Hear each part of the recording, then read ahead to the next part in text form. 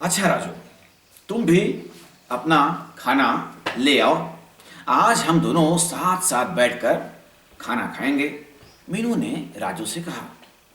राजू भी दूसरी थाली में अपना खाना ले आई।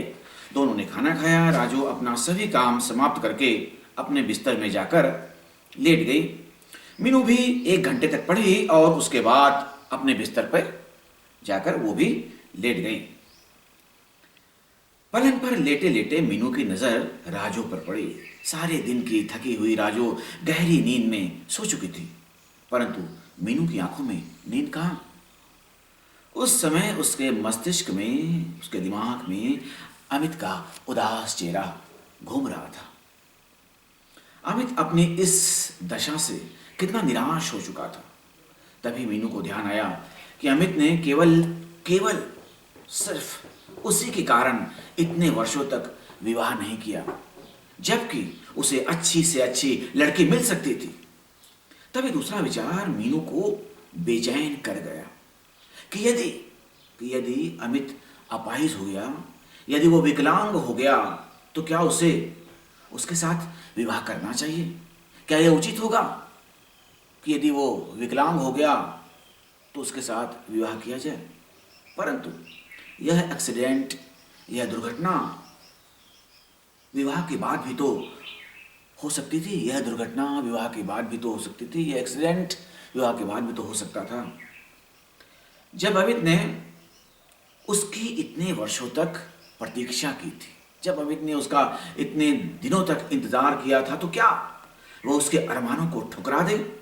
आदि अनेक बातों ने मीनू को विचलित कर दिया। अनेक बातों से मीनू का मन बेचैन हो गया। वह पलंग पर लेटी करवटें बदलती रही। कुछ देर बाद उसे नींद आ ही गई और फिर सुबह देर से ही उसकी आंख खुली। अध्याय 23। मीनू को वकालत शुरू किए हुए 8 महीने हो चुके थे। इन 8 महीनों में उसने अपनी धाक जमा ली थी। पतली छोटी सी दिखने वाली मीनू की आवाज में कितना जोश था, कितना उत्साह था। उसकी बुलंदी के चर्चे चारों ओर फैल गए थे। उसकी रोबीली आवाज सबके मन को मोह लेती थी। उसके साधारण रूप को देखने वाला व्यक्ति विश्वास ही नहीं कर सकता था कि वह इतनी साहसी होगी, इतनी हिम्मती होगी। पिछले 8 महीनों में मीनू अमित से मिलने 4 बार गई, परंतु केवल मरीज की एक हितैषी बनकर, एक रोगी की भलाई करने वाला। जैसे किसी रोगी को देखने जाता है, उसकी भलाई चाहता है तो उसे देखने जाता है, उस रूप में ही उसकी हितैषी बनकर वो उसके पास गई। पिछले 2 महीने से तो वह उसके पास जा ही नहीं सकी थी, न उसका कोई समाचार ही मिल सका था। रविवार का दिन था। सप्ताह में केवल एक ही दिन तो मीनू को स्वतंत्र अनुभव होता था। वह अपने को आजाद महसूस करती थी, सिर्फ एक दिन, रविवार के दिन। रविवार होने के कारण उसने सोचा कि वह उस दिन नीलिमा के साथ ही व्यतीत करेगी और वह दिन उसे नीलिमा के साथ व्यतीत करना चाहे। वह नीलिमा के घर जाने को ही थी कि उसकी छोटी बहन आशा अपने पति और बेटे के साथ वहां आ पहुंची। मीनू आशा से लगभग 8 महीने बाद मिली थी। कितना परिवर्तन आ गया था आशा में। मां बनने के बाद वो काफी मोटी हो गई थी। यद्यपि वो मीनू से छोटी थी, परंतु मीनू उसके सामने काफी छोटी प्रतीत हो रही थी। आशा का नन्हा बेटा कितना प्यारा था, कितना दुलारा था, कितना सुंदर था। बिल्कुल अपनी मां का रंग रूप लिया था उसने। मीनू ने आशा की गोद से उसे ले लिया। वह नन्हा सा बालक जैसे ही मीनू की गोद में आया, उसने रोना शुरू कर दिया। तभी मजाक करते हुए आशा के पति बोले, बेटे बेटे रोते नहीं हैं, आप इस समय मौसी की गोद में हो और मौसी तो मासी होती है। उनकी इस बात को सुनकर सब हंस पड़े, परंतु वह बच्चा तो रोता ही रहा। फिर आशा ने उसे अपनी गोद में लेकर सुला दिया। आशा की गोद में उस नन्हे को देखकर मीनू का हृदय मातृत्व की भावना से अभिभूत हो उठा। एक बच्चे के लिए किसी मां के मन में जो भावना पैदा होती है, वही भावना वही ममता, वही स्नेह, वही एक प्यार की भावना मीनू के मन में भी अभिभूत हो उठा, में उत्पन्न हो गई, पैदा हो गई। कितना भला लगता है मां बनना भी, कितना सुखद है ये, कितनी सुखद अनुभूति है ये कि मां बना जाए। आशा कितनी भाग्यशाली, कितनी नसीबवान है वो। कुछ ठहर कर आशा के पति बाजार चले गए। दोनों बहनें काफी दिनों के बाद मिली थी, इसलिए बहुत सी बातें इकट्ठी हो गई थी। घंटों तक बैठी दोनों बहनें बातें करती रही। बातों बातों में आशा मीनू से पूछ बैठी, दीदी अब तो आपकी वकालत पूरी हो गई है और आपने प्रैक्टिस भी शुरू कर दी है, अब आगे आपका क्या विचार है? अरे आगे क्या विचार है, इस बारे में तो अभी मैंने कुछ सोचा ही नहीं, मीनू ने जवाब दिया। दीदी अरे इतनी लंबी जिंदगी पड़ी है दीदी, इतनी लंबी जिंदगी पड़ी है। एक समय ऐसा आता है, एक अवस्था ऐसी आती है जब अपने पति और बच्चों का ही सहारा होता है, आशा ने मीनू को समझाते हुए कहा। और जो आशा मीनू को समझा रही है एकदम सही समझा रही है, और माँ ने भी यही बात उसको समझाई थी कि बेटा कोई भी लड़की, जो औरत है, लड़की है, यदि वो अपने पैरों पर क्यों न खड़ी हो जाए, वो कितनी भी हिम्मती साहसी क्यों न हो, अपने पैरों पर वो खड़ी है, आत्मनिर्भर है, लेकिन फिर भी जिंदगी में एक ऐसा समय आता है जब किसी औरत को, किसी लड़की को किसी के सहारे की जरूरत होती है। और उस समय सबसे बड़ा उसका सहारा जो होता है उसका पति होता है और उसके बच्चे होते हैं। बाकी सारी दुनिया तो कहीं और रह जाती है, साथ देता है तो अपना परिवार, खुद का परिवार ही आपको साथ देता है। तो यही बात आशा उसको समझा रही है कि एक समय ऐसा आता है, एक अवस्था में एक समय ऐसा आता है, एक परिस्थिति ऐसी आती है, एक वक्त ऐसा आता है जब सबको ही अपने परिवार की सहायता की आवश्यकता पड़ती है। अभी इतनी जल्दी भी क्या है, फिर सोच लेंगे इस बारे में, यह कहकर मीनू वहां से उड़ गई। आशा को लगा कि शायद विवाह की बात दीदी को अच्छी नहीं लगी। तभी आशा ने अपनी बात का विषय बदला और मीनू से माँ, पिताजी व रोहित की कुशल क्षेम पूछी।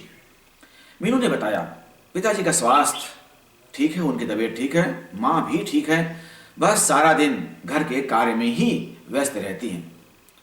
यह तो तुम्हें ज्ञात होगा ही कि रोहित ने इंजीनियरिंग पूरी कर ली है, अब उसकी दिल्ली में नौकरी भी लग गई है, शुरू में ही 3,000 रुपये महीना पा रहा है। अच्छा दीदी, ये तो बहुत ही खुशी की बात है, यह तो बहुत ही प्रसन्नता की बात है, पर रोहित ने तो मुझे एक पत्र भी नहीं लिखा। कल दिल्ली जाएंगे तब उससे मिलकर आएंगे। रविवार का पूरा दिन किस प्रकार व्यतीत हो गया, मीनू को उसका कुछ भी पता ही न चला। अगले दिन प्रातःकाल सुबह ही आशा दिल्ली चली गई। आशा के पति को दिल्ली किसी आवश्यक जरूरी काम से जाना था। आशा ने सोचा कि वह भी जाकर रोहित से मिलाए। आशा के जाने के बाद घर में सन्नाटा छा गया। सबके बोलने की आवाज व छोटे बच्चे के रोने के स्वर से सारा कमरा गूंजता था। 24 रोहित की दिल्ली में अच्छी कंपनी में नौकरी लग जाने के बाद से उसे अनेक रिश्ते आने शुरू हो गए थे। उसकी शादी के लिए उसे अनेक रिश्ते आने शुरू हो गए थे, परंतु मीनू के पिताजी सबको यही कहकर टाल देते कि अभी हमें अपनी बड़ी बेटी की और पिताजी सबको यह कहकर टाल देते कि अभी हमें अपनी बड़ी बेटी की शादी करनी है, उसके बाद ही बेटे की करेंगे। आज भी दिल्ली से कोई सज्जन रोहित के लिए अपनी बेटी का रिश्ता लेकर आए थे। कोई सज्जन रोहित के लिए अपनी बेटी का रिश्ता लेकर के आए थे। पिताजी के इनकार करने पर भी, पिताजी के अस्वीकार करने पर भी उन्होंने अपनी बेटी का फोटो सामने रख दिया। दयाराम जी व उनकी पत्नी दोनों को ही फोटो पसंद आ गया था, परंतु फिर भी वे अभी इस पक्ष में नहीं थे कि बड़ी बेटी के विवाह से पहले ही बेटे का विवाह कर दे। उन्होंने उन सज्जन को यही कहकर विदा किया कि अभी हम रोहित की शादी नहीं कर रहे हैं, न रोहित ही अभी विवाह के पक्ष में, नहीं रोहित विवाह करने के लिए तैयार है। वे सज्जन तो वहां से चले गए, परंतु माँ और पिताजी दोनों की मनस्थिति व्याकुल हो गई थी, दोनों बेचैन हो गए थे। वे इस बात से चिंतित थे कि मीनू अभी विवाह के लिए पूर्ण रूप से सहमत नहीं थी। बिना मीनू की स्वीकृति के वे उसका विवाह नहीं कर सकते थे। सभी चिंतित थे और इसी बीच उसी चिंतित स्वर में दयाराम जी बोले, मीनू की माँ, तुम ही मीनू को समझाकर उसे विवाह करने के लिए तैयार करो। मीनू को मैं समझाने की कोशिश तो करूंगी, पर वह बहुत स्वाभिमानी है, पता नहीं वह विवाह के लिए तैयार होगी या नहीं। माँ जी का जवाब था, अरे उसको तुम समझा कर तो देखो, हो सकता है अब उसका विचार बदल गया हो और वह अब शादी के लिए तैयार हो जाए। हाँ, अब तो उसे विवाह के लिए तैयार हो ही जाना चाहिए। जब तक हम अपने हाथों से उसका कन्यादान नहीं कर देंगे, तब तक हम सुख से कहाँ रह सकेंगे। कन्यादान माने माँ पिताजी अपनी बेटी को जब पति के हाथ, उस बेटी को उसके पति के हाथ, उस वर के हाथ में सौंप देते हैं, तो ये होता है कन्यादान, माने अपनी कन्या का वो दान कर रहे हैं। तो बिना कन्यादान किए हम सुख से कहाँ रह सकेंगे, और हमारा समाज भी तो चैन से नहीं रहने देता। मैं जहां कहीं भी जाती हूं, कोई ना कोई मुझसे पूछ ही लेता है कि अभी बड़ी बेटी की शादी नहीं कर रही हो, क्या बात है, क्या उसके योग्य कोई पढ़ा लिखा लड़का नहीं मिल रहा है।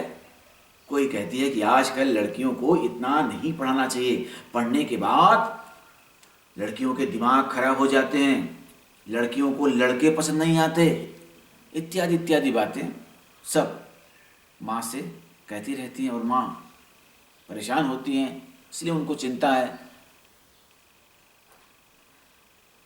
वे दोनों चिंतित स्वर में अपने अपने विचार व्यक्त कर रहे थे, प्रकट कर रहे थे कि इतने में दरवाजे पर किसी ने घंटी बजाई। दयाराम जी दरवाजा खोलने के लिए उठे। दरवाजा खोलते हुए आश्चर्यचकित रह गए। उनके सामने मायाराम जी व अमित खड़े थे। एक बार उन्हें विश्वास सा नहीं हो रहा था कि यह वास्तविकता है या स्वप्न। वे सब स्तब्ध से खड़े रह गए, सब के सब आश्चर्यचकित खड़े रह गए कि अमित और उसके पिताजी कैसे यहां आ गए। दूसरे ही क्षण, दूसरे ही पल जब उन्हें ध्यान आया, तब उन्होंने उन दोनों को अंदर बुलाकर बैठाया। मां अमित को देखकर आश्चर्यचकित रह गई। मीनू ने अमित का जो हाल बताया था, उससे तो नहीं लगता था कि अमित पूर्ण रूप से स्वस्थ हो जाएगा। इस समय तो वह ठीक प्रकार से चल फिर रहा था, एकदम सही सलामत लग रहा था वो।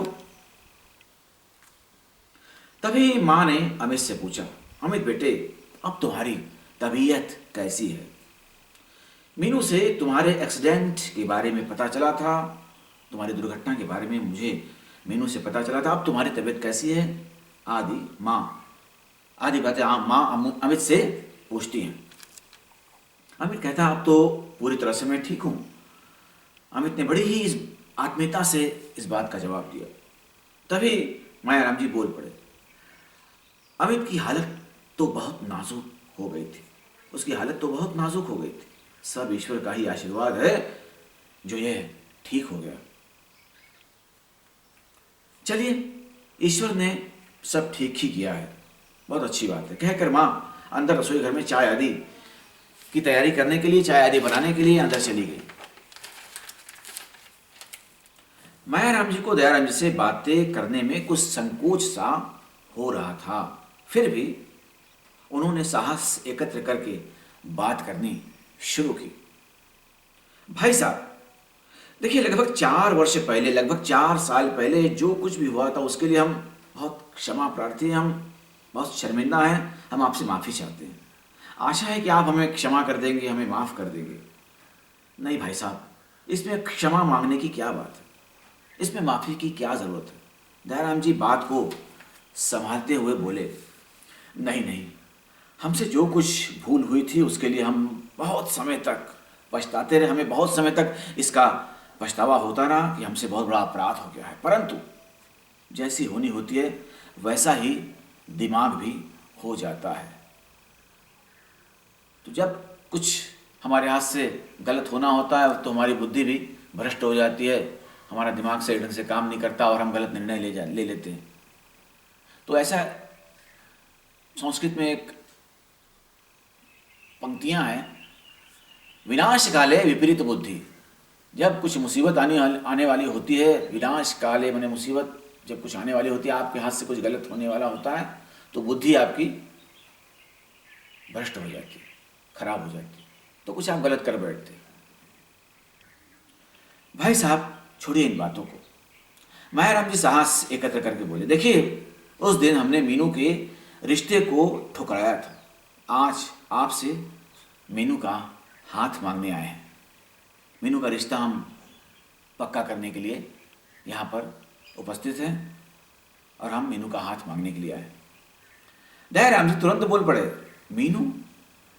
देखिए मीनू तो अभी शादी के लिए हाँ ही नहीं कर रही है और उसकी स्वीकृति के बिना हम उसकी शादी के लिए हाँ नहीं कर सकते। मायाराम जी बोले, शादी विवाह का मामला नाजुक होता है, बिना लड़के व लड़की की स्वीकृति के विवाह नहीं करना चाहिए। विवाह कोई गुड्डे गुड़िया का खेल नहीं होता है। अब देखिए हमारे अमित के लिए न जाने कितने रिश्ते आए, बहुत सारे रिश्ते आए अमित के लिए, पर उसने किसी के लिए हाँ ही नहीं करने दी और मना कर दिया उसने। दयाराम जी आश्चर्य युक्त स्वर में बोले, अच्छा ऐसी बात है, ठीक है, जब मीनू यहाँ आएगी तब उससे बात कर लेंगे और जैसा भी निश्चित होगा हम आपको सूचना दे देंगे। मायाराम जी ने कहा, ठीक है, मीनू की स्वीकृति लेना अनिवार्य है, आवश्यक है, जरूरी है, उसके बाद आप हमें सूचित कर दें, हमें आप इन्फॉर्म कर दें। कुछ देर बैठने के बाद मायाराम जी और अमित चले गए, परंतु आज दयाराम जी को अवश्य एहसास हो रहा था। दयाराम जी को इस बात का एहसास हो रहा था कि जैसे किसी ने उनके दुखी हृदय को सांत्वना दे दी हो। अध्याय 25। अब आइए, कचहरी का शनिवार और रविवार 2 दिन का अवकाश था। कोर्ट में 2 दिन की छुट्टी थी, शनिवार और रविवार की। मीनू को मीरापुर गए कई महीने हो गए थे। माँ व पिताजी से मिले हुए भी काफी समय हो गया था, इसलिए इन 2 दिनों के अवकाश में मीनू ने मीरापुर जाने का निश्चय किया, फैसला किया। अब राजू भी कितनी खुश थी, कितनी प्रसन्न थी। उसे जब से यहाँ लाई थी, आज पहली बार ही अपने वह घर जा रही थी। राजू पहली बार यहाँ आने के बाद पहली बार अपने घर जा रही थी। कई बार उसकी माँ के पत्र भी आए जिसमें उसको बुलाने के लिए लिखा गया था, परंतु वह मीनू दीदी को छोड़कर जाने का साहस नहीं कर पाई थी। जैसे ही मीनू बस में चढ़ी, उसे अपने पड़ोस की मौसी बैठी दिखाई दी और उनके साथ उनकी कोई महिला संबंधी भी थी जो उनके साथ ही बस में यात्रा करना चाहती थी या यात्रा करने वाली थी। मीनू ने उन्हें देखकर उनका अभिवादन किया, उनका सम्मान किया और उनको नमस्कार किया और उनके आगे की सीट जो कि खाली पड़ी थी उस पर राजू के साथ बैठ गई। तभी मीनू की पड़ोसन मौसी ने पूछा, मीनू तुम्हारी वकालत तो अब पूरी हो चुकी होगी, अब क्या कर रही हो? मौसी, मैंने अब मेरठ में ही प्रैक्टिस शुरू कर दी है। अच्छा, प्रैक्टिस भी शुरू कर दी है, तब तो मेरठ में ही घर लेकर रह रही होगी। हाँ मौसी, मीनू ने संक्षिप्त सा एकदम ब्रीफ आंसर दिया, छोटा सा जवाब दिया। अरे तुम बिल्कुल अकेली कैसे रह लेती है? मैं अकेली नहीं मौसी, ये राजू मेरे साथ रहती है। कुछ भी हो, जब तक अपने घर का कोई न रहता हो तब तक क्या। यही बात उन्होंने काट दी। आगे वो क्या कहना चाहती थी कि क्या अपने घर वालों के बिना कोई दूसरे जगह जा करके अकेले रहता है क्या। मतलब इनके विचार उसी प्रकार के दकियानुसी विचार हैं, इनके पुराने तरह के विचार है, दकियानुसी विचार हैं, और सोच उनकी मानसिकता वही है। मौसी की ये बात मीनू के हृदय में चुभ गई। ये बात जो मौसी जी ने कही थी वो मीनू को बहुत चोट पहुंचा दी, उससे उसको बहुत पीड़ा हुई। शायद उन्हें मीनू पर विश्वास नहीं था, उनको मीनू पर शायद भरोसा नहीं था। मीनू ने सोचा कि यदि मौसी से थोड़ी देर बात की गई तो वे कोई न कोई ऐसी बात ज़रूर कह देंगी जो उसके दिल को पीड़ा पहुंचाएगी। इसीलिए उसने अपने बैग से उपन्यास निकालकर पढ़ना शुरू किया और मौसी, पड़ोसन की जो मौसी जी थी, उनसे बात करना ठीक नहीं समझा। उसको पता था कि ये सब पुराने विचारों की दकियानुसी दिमाग वाली औरतें हैं, इनसे बात करना मतलब खुद को मुसीबत में डालना है। मीनू को पढ़ती देखकर मौसी ने अपने साथ बैठी महिला से बात करनी शुरू कर दी। अब महिला से अपने पास की जो उनके साथ जो महिला उनके साथ यात्रा कर रही थी उसके साथ वो बातें कर रही हैं। क्या कर रही हैं? उस महिला ने पूछा, अरे ये कौन लड़की है जिससे तुम बातें कर रही थी? मौसी बोली, अरे यह हमारे पड़ोस की ही एक लड़की है। इसके माता पिता ने ऐसा दिमाग खराब किया है इसका, ऐसा दिमाग खराब किया है इसका, यह शादी करने के लिए तैयार नहीं है। अरे मैंने भी इसके लिए एक अच्छा सा लड़का बताया था परंतु मना कर दिया। अच्छा, लड़कियों को इतना सिर पर नहीं बैठाना चाहिए, फिर आगे चलकर बहुत परेशानी होती है। उस महिला ने भी मौसी की बात का समर्थन करते हुए जवाब दिया, कहा, और तो और, अरे इसकी छोटी बहन की भी शादी हो गई है, इसके भाई की भी शादी हो जाएगी, बस यही एक कुंवारी बैठी रहेगी। अब देखिए मौसी जी क्या क्या बुरा भला कह रही है, क्या मतलब है उनको, कोई क्या करता है, किस उद्देश्य से कर रहा है, कुछ अता न पता बस बोलना शुरू कर दिया, आलोचना शुरू कर दी। उन दोनों की ये बातें मीनू के कानों तक पहुंच रही थी। मौसी के ये शब्द मीनू के हृदय में तीर की भांति चुभ गए। उसकी समझ में नहीं आ रहा था कि क्या समाज में अपनी इच्छा से जीने का किसी भी लड़की को कोई अधिकार नहीं है, कोई हक नहीं है। एक लड़की को अबला जानकर उसे कुएं में धकेलने की कोशिश की जाती है। यह सब कैसे नियम है समाज के। मीनू का हृदय ये बातें सुनकर रो पड़ा मीनू का हृदय इन सारी बातों से। मौसी की बातें लेकिन चालू ही रही, उनकी बातें जारी रही। वे बोली, अरे इसके माता पिता को देखो, अरे जवान लड़की को अकेली ही मेरठ में छोड़ रखा है। बताओ आजकल के जमाने में जवान लड़कियों को अपने से अलग रखा जाता है क्या? उनकी बात का समर्थन करते हुए वो महिला बोली, अरे कहाँ जी, कल के दिन कोई नीच ऊंच हो गई तो जिंदगी भर के लिए मुंह काला हो जाएगा। देखिए सोच कितनी खराब है, कहाँ तक सोच रही हैं, क्या क्या सोच रही हैं।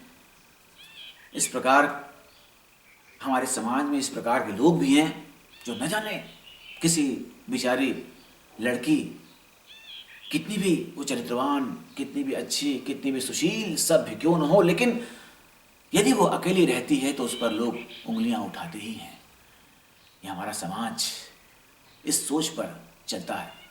खैर, उनकी बातें सुनकर मीनू को लगा कि उन दोनों की बातों का कड़ा जवाब देकर उनके मुंह बंद कर दे, परंतु नहीं, वो ऐसा नहीं कर सकती थी क्योंकि वह सभ्य और सुशील लड़की थी।